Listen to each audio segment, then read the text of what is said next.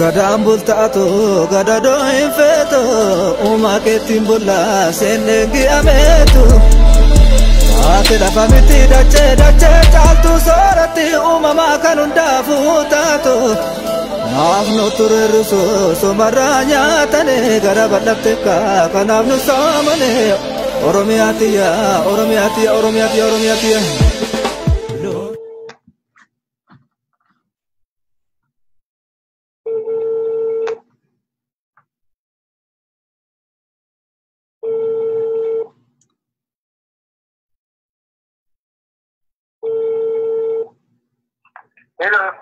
Nooru harka fuune beekan gulummaranaan jedhama biyya Ameerikaa keessaan bilbilaa jira miidiyaa ODM irraa Nooru. Mee maqaa keessan irraa haa jalqabnu haala uumame haala miseensota waboo irratti uumame guyyaarraa kana ilaalchisee waa tokko isin gaafachuufidha. Amma yeroo kana eessa jirtu? Amma yeroo kana Naafin itti argamnu Walisoo hospitaala guddaa keessatti. Haa ta'u maqaa eenyu jedhu? Maqaa maal jedhu laata? Eenyu isiniin jedhu maqaa? Jaalle Camadaa Diinaan jedhama. Tole Jaalle Camadaa keenya mee haala miseensonni waboo warri sum'ii shayee faana obaafamanii jedhaman sanaa mee haala isaa nu hubachiisi mee yaala argachuu isaanis waa tokko.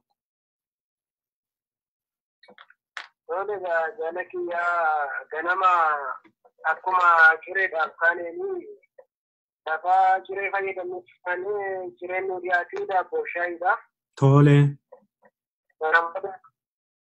Kana booda hareegaan hundumtuu nama hin soorate erga kattibootti ijoolleen kukkufuu eegalanii kaanii ol deebisee haqqisiisaadhaan jalqabee kanii dhiiga balaqqamee hin jira. Tokko keessaan ooma tokkooti. Tole haadhoko. Kana booda ijoolleen gara warra mana nyaataa sana keessa hojjetutti gaafa deemanii nuti hin beeknu. Nuti ibsu waan isaan hin dandeenye jennaan achi jarri koraa bittinsaa ijoollee kana baasanii Atonna jala nama walitti fakkeessanii baasanii kana booda ambulaansii gaanii warroottan kukkubanii daqiiqaa 5-10 gidduutti nama 20-30 guutuutuma guurtuu amma ambulaansii deddeebitee fuututti eeggachuu dadhabnee lama sadii wal qabnee wal keessa jalqabnee jechuudha mana barichaatti. Tole.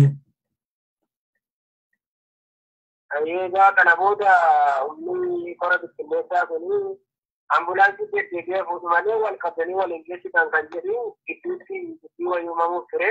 Tole. Kana booda nu ajjeesaatti silasiin fiduu haasnu fidanii wanta ta'eef nu ajjeesaatti seenaa ta'uuti jennee madduu ga'anii ijoolleen nu baasanii itti deemanii kana booda akkuma wal qabaatti bukkee dabarree illee ga'anii gara mana yaalaa sanaatiin geessee kana booda ga'anii akka hundumaaf referta godhanii gara Walisootti uumee jirra jechuudha. Mee Jaal Camadaa keenya maddi wanta kana maal akka ta'e waan shakkitan qabdu siriiruma erga gaafachi seentanii kaatanii uummanni egaa sinii yaaddaa ture alaaf keessaa Oromoon akkam akka inni waraana isaa jaallatu isinis ni beektu. Kanaaf biyya alaa kana keessatti illee kunoo uummanni akka malee jeeqamaa jira. Kanaaf mee yaaluma isinii mijatummoo argattaniittu yaala kana yoo argattanis waan sum'ii kunoo waan rakkisaadha waan qaama keessatti hafoo takka turee hojjetu ta'uu danda'ati waan kanaa wal qabsiisee madduma isaallee eenyurraa akka waan kun ta'e waan shakkitan qabduu laata? Bareedaadha. Wantoonni shakkii nuti qabnu yaala hamma ta'u laatanii fudhannee ammaan nutti wayyaa jira. Summiin immoo deebi'ee guddiidhaan ka'uu danda'a jedhama. Kanarraa yaaddoo qabna. Walumaa galatti dubbiin amma adeemaa jiru akka mooraa ganaatti ta'ee dubbii waraabessaati dubbii harree sanatti fakkaata. Na dhungatti dubbii waraabessi harreen dhungattee naan itti gajjallaatti kutate. Deebii immoo maaliin natti kolfita jedhee itti jirre irratti harree sana nyaatee jirama. Dubbiin kun isaa wajjin wal fakkaata jaala kiyyaa rakkoo achi keessa jiru si'isuun baay'ee rakkisaadha. Waraanni kun jalqaba bosonaa ta'ee waamanii bifa abbootii gadaatiin wayyaa adii uffatanii fuuldura ta'anii waraanni keenya immoo waraanni bilisummaa Oromoo abbaa gadaatti hidhamanaa akka lammaffaa waaqaatti ilaalaa kanaan nu goyyomsanii fidanii achi nu gashanii akka gaafa bosonaa beeku jira caammaan hin jijjiiramne uffati isaas hin jijjiiramne rakkoo hamaa keessa jirraa jechuudha. Walumaa galatti karaa nyaataas ta'e karaa eegumsa fayyaa ta'e rakkoo hamaa keessa jirraa jechuudha yeroo ammaatti. Yeroo dhiyootti immoo gara uummataatti ol sin deebisuuf illee karoorri tokko hin jiru. Uummannoo akka of gidduu isin qubachiisuudhaaf uummanni keessanoo isin hin dadhabne sabni keessanoo isin hin dadhabne isin jiraachisuudhaaf maaliif xoollaymatti achitti isin ukkaamsuun barbaachise? Bareedaadha. Sababiin isaatii gaaffii isin gaafatan irratti deebiin isiniif deebi'a. Guttiidhaan daawwataan isinii ta'a. Mootummaa waa'ee keessanii karoora guddaa baafatee jira. Kan jedhuun yeroo hundaan irratti oolanii garuu amma ammaatti deebii tokko argachuu dandeenye. Sababa isaanii uummatatti ol baasee dhiisanii guyyaa guyyaatti gaaffiin mana keessaa hin ka'a. Walumaa galatti jechuudha. Nuti rakkoo achi jirru isaan itti barsiisaan nu barsiisu barsiisaa teessera itti gaafatamaa isaaniitti simanni koree of keessa kan keewwannee jirru qabna koree sanaanis gaafachiifne yeroo ilaallutti waan gaaffii keenya gara Oromiyaatti dabarsaa hin jiran ta'ee amma ammaatti nu mudanne. Kanaan duras mudannoon ta'e nu mudatee ture rakkoon nurratti dhalatee jennaan abbootii gadaa gaafa nu fidaniitii fi koree teekinikaa waamannee kana deebisanii marsaa lammataatti erga qaamni mootummaa qofti nu haasofsiisee jedhee booddeedhaan jala sana fidanna. Walumaa galatti mirgi keenya sarbamaa jira. Rakkina guddaa keessa jirraa jechuudha gabaabaadhumatti. Wanti isaan deebii kana deebisuu fi hin barbaanne immoo guyyaadhuma jalqaba Profeesarri tokko dhufee jalqaba akka seesa walitti deebii gabaabduu nuu kennee ture. Addunyaa kanarraa kan jiru gaaffii cimaadha malee deebii cimaan hin jiru nuun jedhee sokkee kanuma wal qabate irratti fakkaata walumaa galatti ammanaa jiru. Baay'ee nama gaddisiisa jaala keenya. Haalli koree teknikaa immoo koreen teknikaa kun isinitti deddeebi'ee gaaffii keessan fuudhee mootummaattis haa ta'u qaama kamittiyyuu dhiyeessee furmaata immoo isinii barbaaduutti jira. Keessumaa waan baay'ee nama gaddisiisu gaa moofaa tokkicha ittiin achi seentaniin jiraachuun wanti isaa namaan galu Oromoon dhugaa dubbachuuf taanaanii Oromoon daara isin baasuus isin nyaachisuus hin dadhabne egaa. Kanaaf koreen teknikaa immoo maali hariiroon isiniif isaan gidduu jiru yeroo ammaa kana? Yeroo ammaatti koreen teknikaa jedhamanii fi kaan bilbilli isaanii bahu warri bilbilli isaanii bahu immoo waa'ee keessan haala mijataa godhaa jirraa kana godhaa jirraa qaamaan kottaa nu biratti ergamaa rakkoo keenya tokko lamaan isinitti kennaa jennaa. Kara qaama mootummaatiin rakkoon jira haa ta'u kara qaama rakkoon jira haa ta'u dhufanii amma ammaatti isaanii fi kana waan nuuf jedhaa jiran hin qabanii gaafas immoo waraqaa abbaa gadaatii fi waraqaa bilisummaa Oromootii fi isaan irratti mallattoo godhanii nuuf kennan Afrikaa kan turre. Kana irratti gaanii kun haala itti rakkisaa ta'e. Amma akkuma waliigalaatti jaaljamada mee uummata Oromootti dhaamsaa akkamii qabdu? Keessumaa naannoo Walisoo warri jirtan kunillee uummanni keenya naannoo Walisoo dhufee akkasiin gaafatu akkasiin gargaaruufis ta'ee uummata biyya alaas haa ta'u biyya keessaas waan dhaamsaa dabarfattu qabda yoo ta'e mee dhaamsa kee carraadhuma kanaan dabarfadhu. Jaalatti yoo hidhaadhatee hidhaan murtii bakka waggaa manaa bishitti murtaa'e jedhama. Amaatiroon yookiin guyyaa kana lakkaattee hin baata.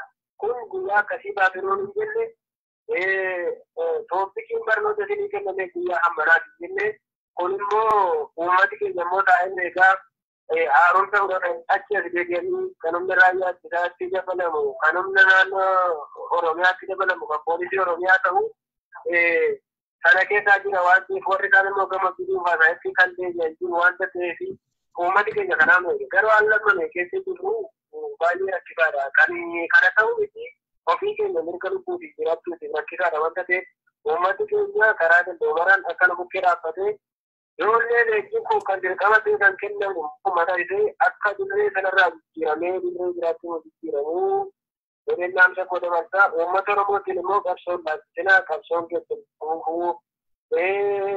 isin waliin jirra isinis nu faana dhaabadhaa kan jedhuun ergaa kooda marfata. Ayyee jaalakeyyaa ulfaadhu deddeebinee isin gaafanna haala irra jirtanii fi sagalee keessan uummata keessanitti dabarfachuu kan barbaaddan yeroo yerootti isinii bilbilee quba isin qabaannaa haala itti uummanni keenya isin cinaa dhaabatus sagalee isinii taanee ni raawwannaa fayyaa ta'e sagalee kana naa kennuu keetii fi hospitaala Walisoorraa.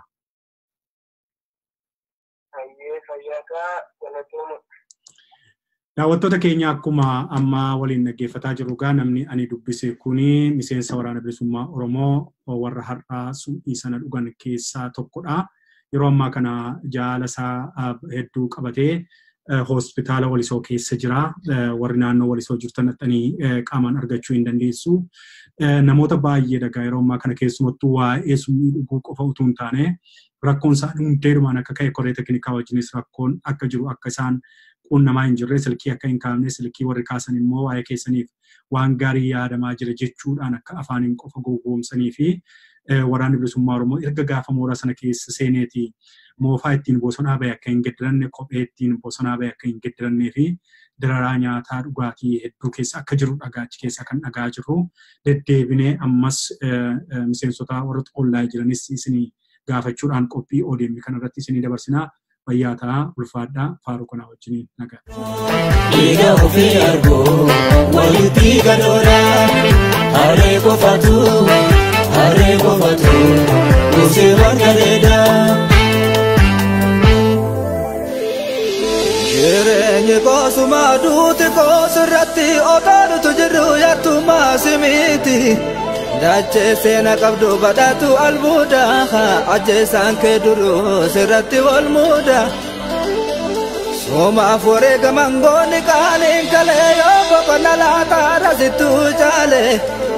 Tokkummaadha wabiin bilisummaa utubaa jabaadhaa dhiigni Oromummaa. Waamatu amma kuushii ilmaan ta'e galaana jibbine irra roorroo waltaane falmanna. Oromiyaatiya.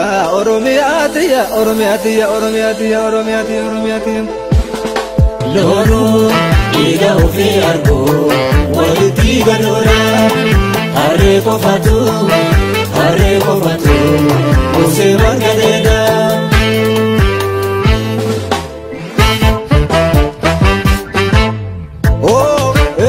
Saba koo galaana koo alagaan hundoorsisu. Saba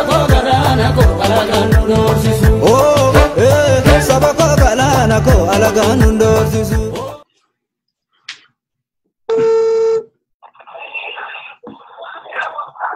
Hello. Nooru harka fuune miidiyaa ODM irraan bilbila biyya. Nooru akkam jirtu? Baay'ee nagamu sagalee keessan. Nooru anatu bilbilaa jira biyya Ameerikaa kanaati beekan gulummaan jedhama. Hello. Miidiyaa ODM jedhamurraan bilbilaa jira biyya Ameerikaa kana keessa. ODM irraan bilbilaa jira haala maqaan koo beekan gulummaarra naati haala waboon keessa jiru waan amma har'a uumame jedhan kanaan wal qabsiiseenii odeeffannoo sinirraa barbaade mee maqaa keessan natti muudhaan utuu haala jiru hundanaa ibsitanii jedheeni.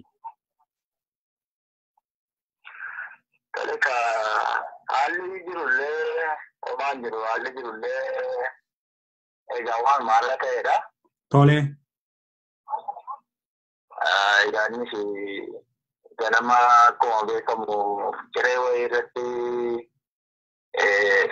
shaayeetu shaayeen kun maaliif akkas foolii qaba? Fooliin irra shaayeen qabu kun maalinni waan argaati jechuudhaan ijoolleen wal gaggaafataa turanii utuma jedhanii yeroo daqiiqaa muraasa booda immoo wanti sun gara ijoolleen hoqqisuutti deemtee kan iddoo isheetu jira kan immoo akkamatti hoomacha garaagaraa halluu garaagaraa hooma taa'eetu jira kanuma amma yaalatti guraa turanii. Tole.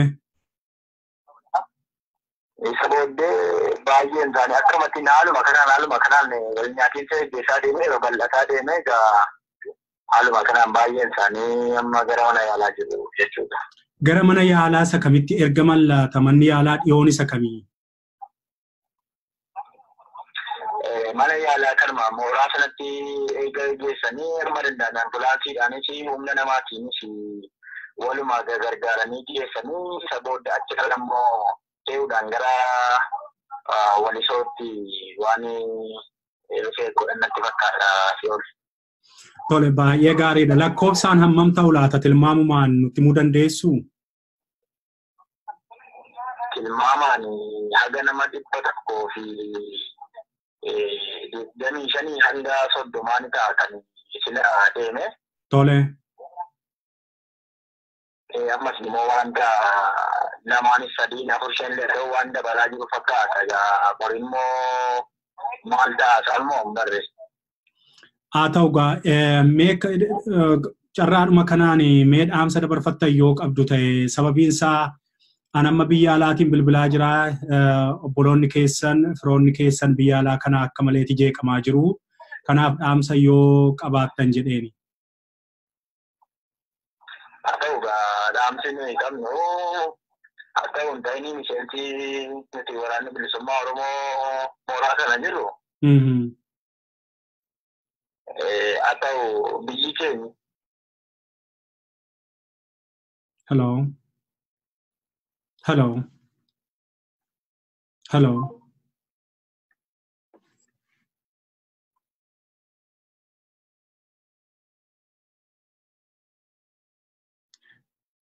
Egaan daawwattoota keenya akkuma argaa jirtanii xiqqoo haalli bilbilaa gara online sanaa xinnoo rakkisaadha.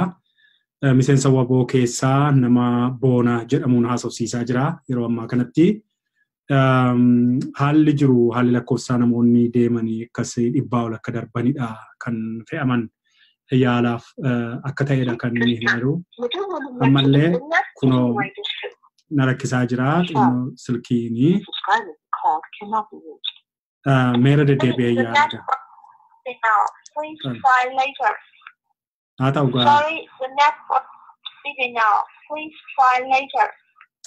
telefoonatu na rakkisaa jira. Walitti deebinee deddeebi'ee yaaleetan isin biraan gaa daawwattoota keenya galatooma.